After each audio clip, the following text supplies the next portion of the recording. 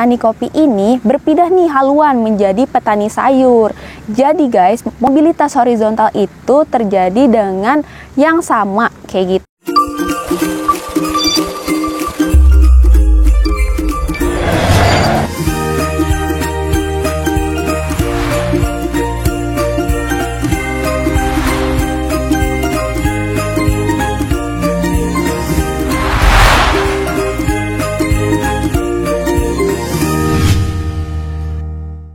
Oke guys, gimana nih dengan video yang sebelumnya? Udah pada ngerti belum mengenai mobilitas sosial?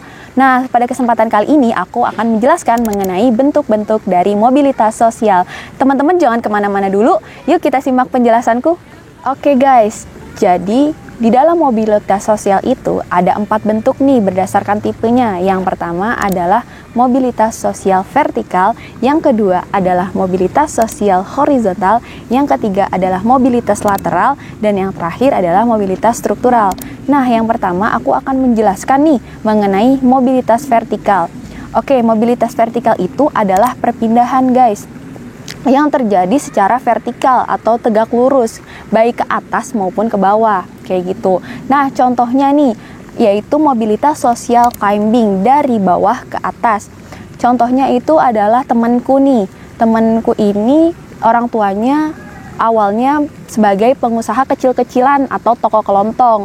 Lalu karena kegigihannya, karena usahanya, karena ketekunannya, dia jadi naik nih, dan jadi usahanya yang tadinya toko kelontong, dia mempunyai sekarang adalah supermarket gitu. Itu akan menaikkan derajat dan ekonomi keluarganya juga kayak gitu. Jadi itu yang dinamakan dengan social climbing.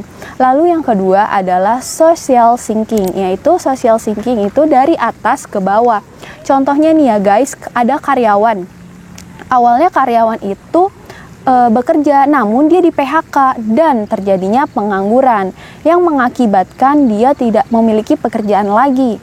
Itu yang dinamakan dengan social sinking. Jadi social sinking itu adalah dari atas ke bawah kayak gitu guys. Oke, yang kedua yaitu mobilitas sosial horizontal. Mobilitas ini adalah mobilitas yang terjadi secara mendatar, kayak gitu guys. Contohnya nih ya, misalnya ada petani kopi. Nah, petani kopi ini berpindah nih haluan menjadi petani sayur.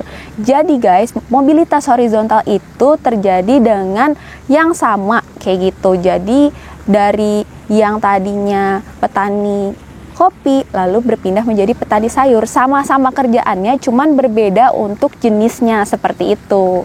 Lalu yang ketiga yaitu adalah mobilitas lateral, atau enggak, mobilitas ini adalah perpindahan dari wilayah satu ke wilayah lainnya.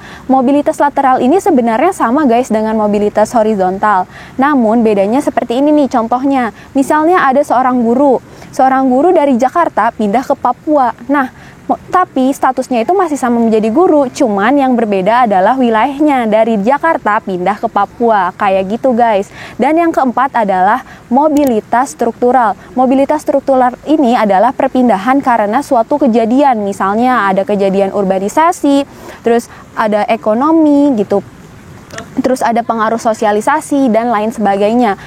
Contohnya nih, misalnya Indonesia akan menjadi negara tadinya berkembang, akan menjadi maju karena apa? Misalnya karena pertumbuhan ekonominya yang sangat bagus dan yang sangat tinggi, kayak gitu guys.